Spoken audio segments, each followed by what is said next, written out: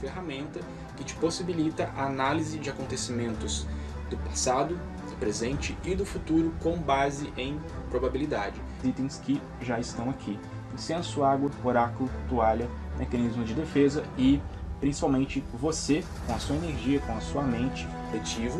Energeticamente você vai estar em conexão com o inconsciente coletivo, com a mente do todo, o princípio akáshico. Aí você vai embaralhar as cartas, vai fazer a pergunta. Então essa parte aqui, esse módulo aqui, ele vai ser para falar a respeito do processo de consagração do seu oráculo.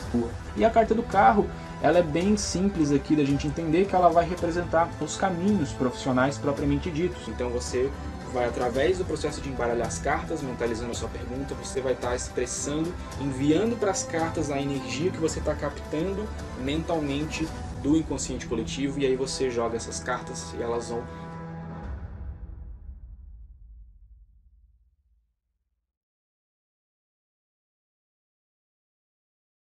Antes de eu falar aqui, eu separei alguns arcanos maiores do tarô mesmo, que quando se trata de ritualísticas, eu gosto de ver com os arcanos maiores. Em questão de comunicação, aí eu uso o Lenormand dentro das ritualísticas, porque o Lenormand ele traz uma linguagem mais simples, né, como a gente viu anteriormente. Então, para conversar com as entidades, o Lenormand é bacana.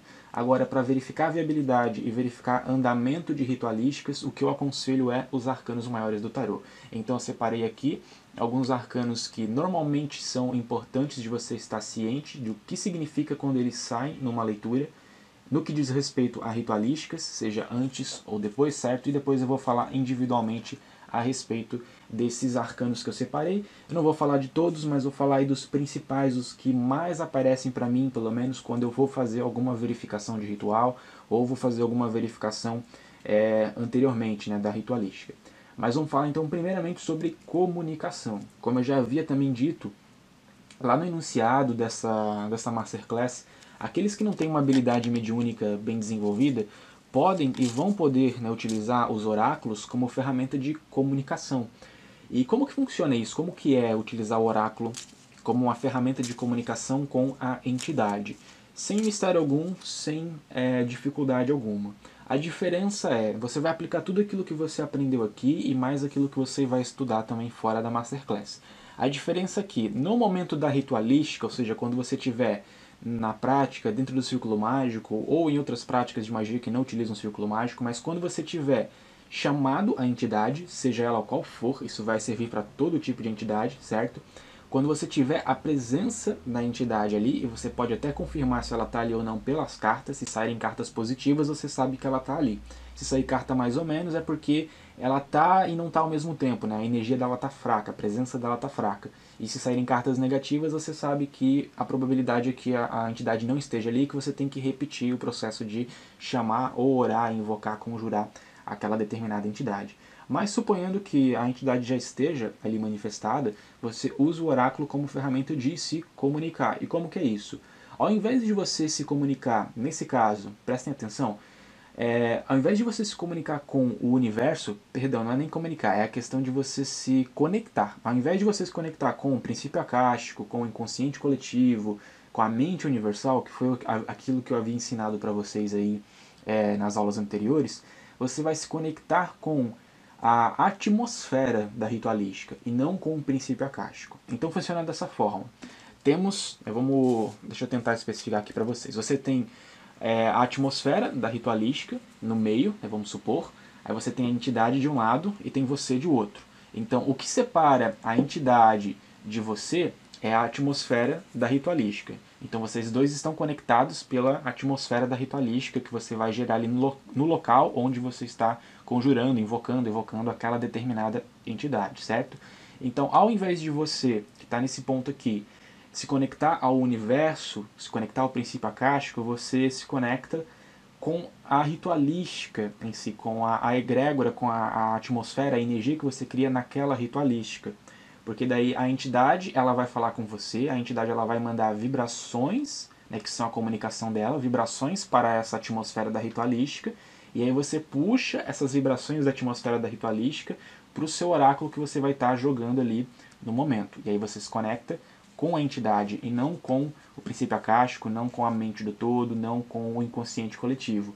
Então é uma coisa mais direta. Então na hora que você for mentalizar a pergunta, Você não mentaliza como se estivesse se comunicando com o universo. Mentaliza as perguntas como se você estivesse se comunicando com a entidade. Fale o nome dela, pergunte no nome dela. As perguntas que você for fazer, quando você for embaralhar, você pergunta à entidade como se realmente estivesse conversando com ela. Então, a entidade X, o que você pode me dizer sobre tal coisa? Aí você vai lá e joga.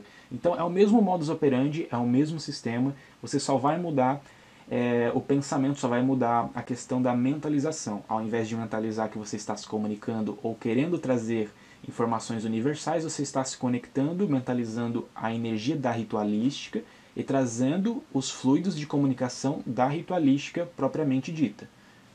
E aí você pode, enfim, por exemplo, eu que pratico magia cerimonial, alta magia, eu levo lá minha toalha de tarô, normalmente eu sento dentro do círculo mágico e jogo ali dentro do círculo mágico mesmo. Caso você esteja fazendo alguma prática de magia que não envolva círculo mágico, aí você coloca ali alguma mesinha ou abre no chão mesmo, só que com uma toalha e tal de leitura, coloca lá um incenso dentro, coloca água também, mesma coisa, exatas mesmas coisas. Você só vai mudar, como eu disse, a parte de mentalizar. Então você vai fazer a pergunta à entidade que você está querendo se comunicar, vai embaralhar, vai jogar, e é aquela mensagem que você tem ali, não é, vale lembrar, mais a mensagem do universo do inconsciente coletivo. É a mensagem da entidade, porque se você se conectou com a egrégora, se conectou com a energia da ritualística, então é a mensagem da entidade, certo? E aí você precisa também se ater ao fato de que, por exemplo, quem vai utilizar isso nas práticas de Goécia, aí você não pode confiar 100%, a depender da entidade que você esteja lidando, você não pode confiar 100% nas informações que estão ali, porque isso foi uma coisa, uma energia projetada pela entidade. Então você vai estar à mercê da sabedoria da entidade. Isso implica em, a depender do tipo de entidade que você estiver lidando, ela pode mentir, ela pode passar uma informação distorcida propositalmente, a depender da natureza do espírito. Agora, se você estiver utilizando para entidades mais benevolentes, mais neutras, isso não vai acontecer certamente, mas aqueles que pretendem utilizar para magia cerimonial Goetia, especificamente, só toma cuidado com o tipo de espírito que você vai estar se comunicando ali, porque ele pode trazer uma energia, pode trazer ali vibrações de comunicação alteradas propositalmente. Isso é até descrito nos grimórios aí de Goécia, que alguns espíritos mentem, alguns espíritos trapaceiam de alguma forma. Então apenas um aviso aqui para vocês. Mas de um modo geral, para você se comunicar com divindades, com anjos, com arcanjos, com inteligências planetárias ou qualquer outro espírito, seja ele de baixa ou de alta magia, você consegue também se virar ali com os oráculos como uma ferramenta de comunicação, caso você não tenha as mediunidades, né, as habilidades mediúnicas que te permitem ver, ouvir ou ter grandes sensibilidades energéticas dentro da prática. Agora vamos falar a respeito dos arquétipos que eu acho interessante vocês saberem. Então essa é a minha visão. Eu separei aqui a temperança, a roda da fortuna, a lua, o carro, o eremita, o diabo, o sol, o mundo e a torre. Começando a falar sobre as mais positivas, o mundo, o sol e o carro.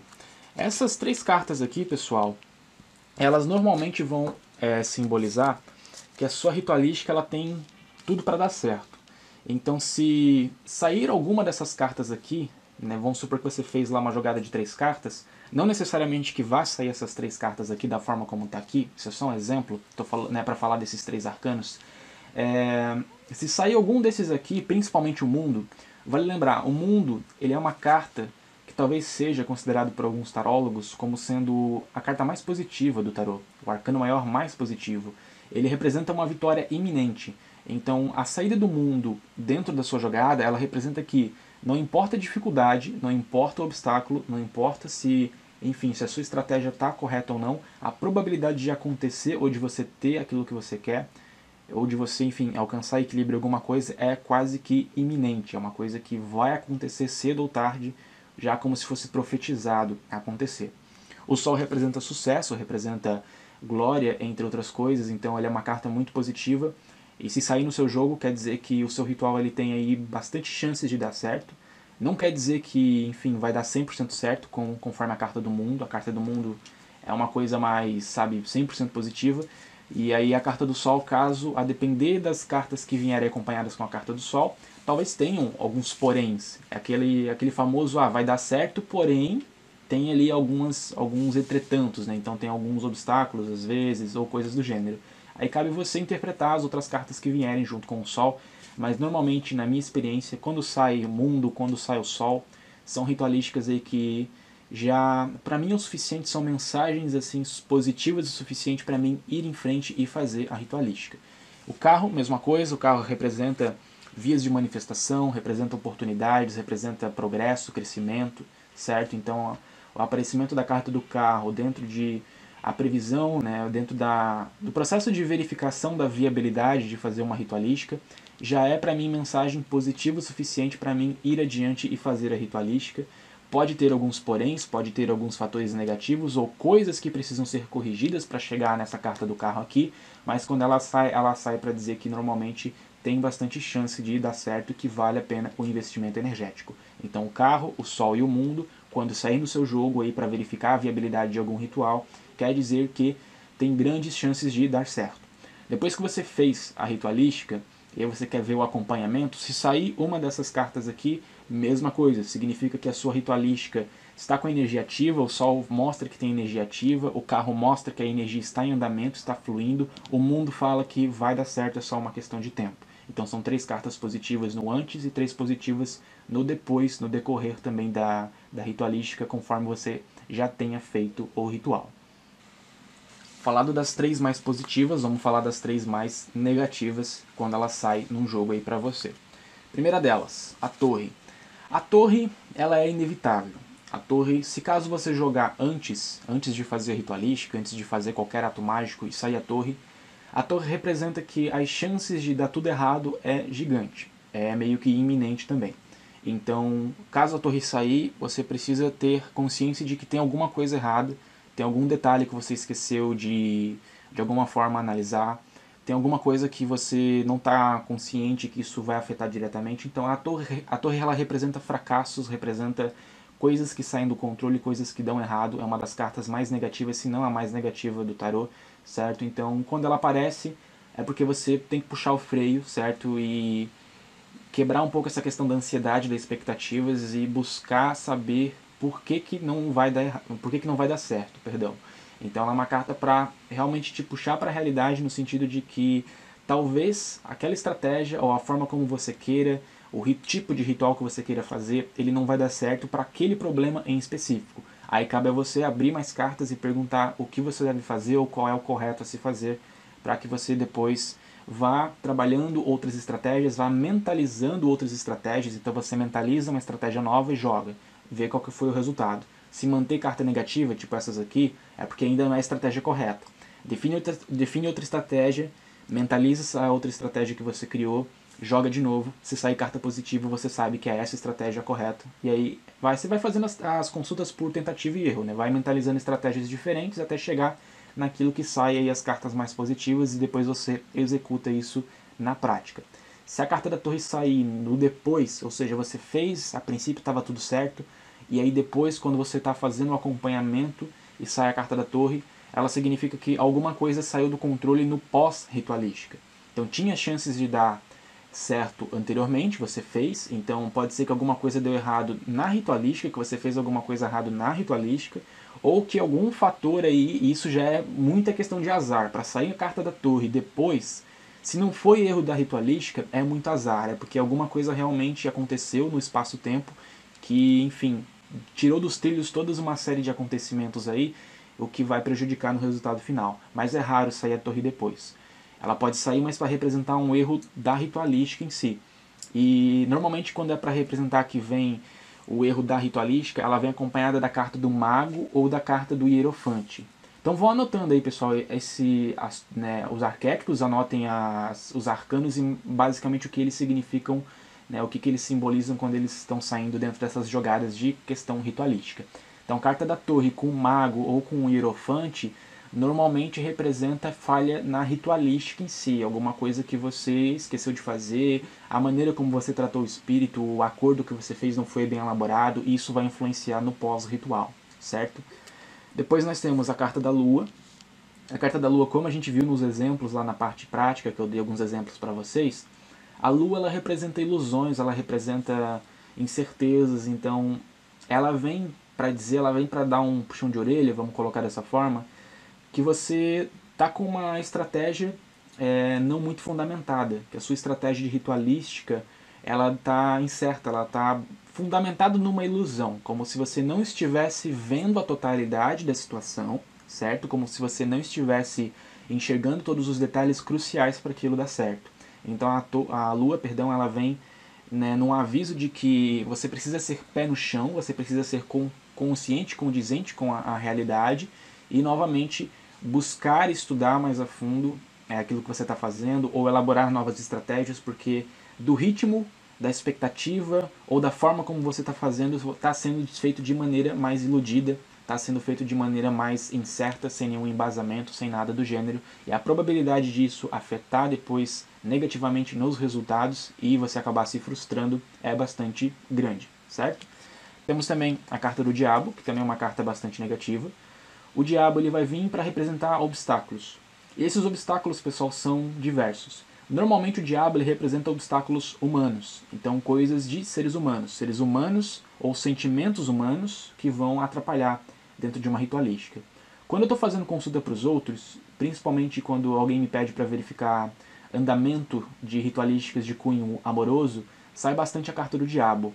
Então, por exemplo, meu ex vai voltar para mim, eu vou lá e jogo e sai a carta do diabo. O diabo ele vai mostrar nessas situações aí de relacionamento, só para dar um exemplo para vocês, que existe um obstáculo. Esses obstáculos eles partem de um ser humano e principalmente de sentimentos humanos. Então o diabo ele vem para representar nesses casos aí de relacionamento orgulho da pessoa, egoísmo da pessoa, enfim, ou algum tipo de rancor, alguma mágoa ou coisa do gênero. Então rancores, a questão de egoísmo, a questão de orgulho são fatores que influenciam negativamente numa magia amorosa de se encaminhar ou de se desenvolver em cima de uma determinada pessoa.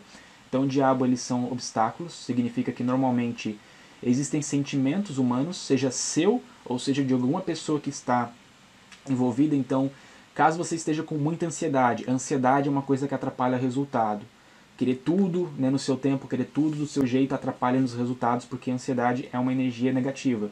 Então o diabo ele pode representar energias negativas que você está emanando dentro do seu próprio trabalho, ou seja, você está se auto-sabotando, ou que, caso a ritualística envolva uma outra pessoa, que essa outra pessoa não está energeticamente equilibrada com o seu emocional, com o seu mental, e isso também está atrapalhando no decorrer ou no andamento das energias, no fluir das energias. Agora vamos para as cartas de cunho mais neutros. Então tem o Eremita, a Temperança e a Roda da Fortuna. Vamos começar pelo Eremita então. O Eremita, ele é o arquétipo do sábio, ele é o arquétipo da sabedoria ou da busca por sabedoria, da busca por reflexão. Quando ele sai na jogada, normalmente ele pede paciência, em alguns casos, cabe você aplicar a intuição. Então o Eremita ele diz que talvez não esteja ainda na hora exata de você agir, você precisa se resguardar, que você precisa ter mais paciência, que você não pensou o suficiente sobre a situação. Então o eremita é o que vai te aconselhar a parar um pouco, puxar o freio, deixar a ansiedade de lado, deixar o ego de lado, deixar todos os desejos mundanos de lado e parar um pouco, refletir naquilo, refletir sobre as suas estratégias, se está coerente, se está condizente, se está sendo pé no chão, certo? E aí você reflete, você puxa o freio, você se abstém um pouco, né? Você evita de fazer ritualística, porque o eremita mostra que você não está pronto ainda para fazer aquilo, ou que você ainda não refletiu o suficiente para aquilo a ponto de estar realmente seguro para fazer determinada ritualística. Então é o silêncio, essa questão da autoconfiança no sentido de primeiro refletir, primeiro adquirir sabedoria, para daí estar confiante o suficiente para fazer a ritualística da melhor maneira possível, certo? E aí temos também a Roda da Fortuna. A Roda da Fortuna ela é uma carta bem neutra, porque ela tanto representa sucesso, porque como o próprio nome sugere, Roda da Fortuna, ela pode simbolizar dentro de questões aí materiais, né, de ganhos, de progresso também, mas ela está muito associada com a questão de ciclos. A Roda da Fortuna ela representa os ciclos, os ritmos. Então ela vem para normalmente falar que o seu resultado ele vai acontecer ou não vai acontecer, enfim, depende daquilo que você está perguntando, e que tudo é uma questão de tempo, ou seja, que tudo vai acontecer no ciclo ideal, no ciclo correto de acontecer. Então é uma carta que vem para falar que você precisa respeitar etapas, então que o seu resultado vai vir, mas que ele vai passar por etapas, passar por ciclos primeiros, e não vai ser uma coisa, sabe, que você vai poder pular etapas ou que vai ser de maneira muito rápida ou muito repentina. Então a Roda da Fortuna vem para dizer que você precisa respeitar ciclos, Isso, em termos práticos, às vezes pode representar que você precisa esperar a fase da lua correta, que você precisa esperar o dia planetário correto para fazer. Em termos de alta magia, em baixa magia não você não fica tão apegado a essa questão aí de dias planetários, luas, etc. Mas na alta magia, na magia cerimonial, é uma coisa importante você esperar pelo ciclo lunar, planetário, horas corretas, entre outras coisas. Fora essa questão planetária, tem os ciclos pessoais. Às vezes aquele resultado que você quer, você ainda não está preparado para aquilo, e mesmo que você queira ir adiante e fazer, é um recado da espiritualidade, é um recado do universo no sentido de te falar que você vai ter aquilo que você quer, tem probabilidade para isso, porque é uma carta também positiva, a roda da fortuna, só que isso vai vir no ciclo correto, vai vir dentro de algumas diretrizes, dentro de algumas etapas, certo? E aí temos também agora por último, a que eu considero também bastante interessante, que normalmente sai bastante também, é a carta da temperança. A temperança, como eu também havia explicado em uns exemplos aí atrás, na parte prática, a temperança ela representa a necessidade de equilíbrio ou de renovação. Ela é uma carta de transformações, de transmutações. Ela vem para representar a necessidade de você reforçar uma ritualística. Então ela comumente sai depois de rituais, depois de um tempo que você já fez o ritual. Então depois de um tempo, se você já fez o ritual e sai temperança, é porque temperança junto com roda da fortuna, elas vão dizer que você precisa reforçar, né, que está na hora, já passou o ciclo aí, está na hora de fazer um reforço. Ou seja, ela vem para pedir prudência em algumas questões, para que você não cometa excessos, para que você tente manter o equilíbrio, e também pede renovação. Então é a típica carta que sai para falar, ó, tá na hora de você fazer de novo, porque tem ritualísticas que você não consegue os resultados desejados dentro de, como eu posso dizer, dentro de um período de tempo assim muito rápido. Às vezes você precisa fazer várias vezes até conseguir o resultado final. Existem virtudes, existem trabalhos mágicos que você tem que estar trabalhando constantemente. Exemplo, prosperidade, proteção, saúde, são coisas que não é uma ritualística que você faz e pronto. Né? Não é uma ritualística de prosperidade que você faz, não é uma ritualística de proteção que você faz e está o resto da vida protegido. Para que você fique o resto da vida próspero, para que você fique o resto da vida protegido ou saudável, em termos de magia de saúde, você precisa renovar. Então, de tempos em tempos, você verifica. Então, você vai lá e faz uma tiragem. Como que está a energia de tal ritualística na minha realidade? Se sair a temperança, é uma indicação, é um indicativo de que está na hora de você fazer um novo ritual. Um novo ritual de prosperidade, um novo ritual de proteção, um novo ritual de saúde, porque você está meio que perdendo o equilíbrio e é necessário manter o equilíbrio, certo? Então é isso, pessoal, esses são os arcanos que, como eu disse, dentro dessas questões aí de verificação de ritualística e tudo mais, são os que eu vejo que sai bastante, pelo menos pra mim. Pode ser que para vocês saiam outras coisas e tudo mais, então são só exemplos, são só algumas dicas aqui mais práticas para que vocês possam anotar e quando forem utilizar o tarô para isso, vocês se lembrem disso aqui ou revejam essa aula vai ficar aí um tempo com vocês, certo? Então vocês podem rever e anotar e de alguma forma aplicar esses conceitos aqui, esses exemplos aqui mais práticos aí dentro das consultas de vocês. É claro que os outros arcanos, eles também vão sair bastante, certo? Só que eles são um pouquinho mais raros de se aparecer. Como eu disse lá antes, ó, que a gente tem o Papa, né, que é o Hierofante, o sacerdote, e o Mago. Essas aqui vêm para falar de magia. Então o Mago fala de magia, o Mago fala da operação de magia em si, o Hierofante ele fala do seu poder espiritual, da sua autoridade espiritual, dentro, né, dos trabalhos de magia. Então fica aí mais algumas dicas. Justiça, que também representa equilíbrio. A estrela, que representa a orientação do mundo espiritual, de que você vai precisar de orientação do mundo espiritual, ou que você está contando com o auxílio aí do mundo espiritual. Aí tem a Imperatriz, que representa a sabedoria, o Julgamento, que representa aí coisas vindo à tona, o Louco, que é uma carta muito interessante. O Louco, ele normalmente mostra, ele é um indicativo de que você precisa fazer novas escolhas ou seguir por um outro caminho. É ele que fala que você precisa abordar uma nova estratégia. Se sai o louco junto, a depender do contexto, né, tudo é questão de contexto, você avaliar o que está aparecendo junto. Mas o louco é a carta zero, é o desbravador de novos horizontes, o desbravador de novas possibilidades. Então normalmente ele te aconselha, te indica, te impulsiona a buscar novas estratégias ou novas formas de fazer aquilo que você pretende fazer. Aí também temos os enamorados eles falam da questão de que você precisa fazer uma escolha, que você ainda está meio indeciso, está divergido entre dois caminhos. a papisa, que fala aí de questões também de silêncio, de espiritualidade, seguir a sua intuição, a morte, que representa o fim de um ciclo que está para chegar, o início de um novo ciclo, o dependurado, que representa dilemas internos, dilemas que podem te atrapalhar ou atrapalhar a pessoa ao qual você esteja tentando ajudar dentro da ritualística, enfim, eu não quero me delongar muito aqui. O imperador, que representa que você tem as condições necessárias, você tem o poder, você tem o domínio, né, para conseguir o resultado que você quer. E a carta da força, normalmente representando a necessidade de disciplina, que tem certas coisas que podem vir a fugir do seu controle e você vai precisar assumir o controle de determinadas situações e ter força, ter garra, né, ter ímpeto para conseguir resolver determinadas coisas, mesmo com o auxílio da magia. Então essas foram as minhas abordagens, pessoal, sobre os arcanos maiores dentro das leituras. Então, como eu disse, para essa questão de verificação de viabilidade de rituais, ou seja, fazer a consulta antes, fazer a consulta depois para ver o andamento, eu indico os arcanos maiores do tarô. Comunicação, vale lembrar, é interessante de você fazer com o Lenormand, porque o Lenormand, lá dentro do círculo mágico, ou dentro da ritualística que você vai estar se conectando, ele consegue te trazer, juntamente com os arcanos maiores, que vão trazer umas filosofias mais densas, você tem uma linguagem mais simples das cartas do Lenormand, das cartas do baralho cigano, dentro aí da sua ritualística, para você entender de forma mais prática o que aquela entidade está querendo te falar, certo?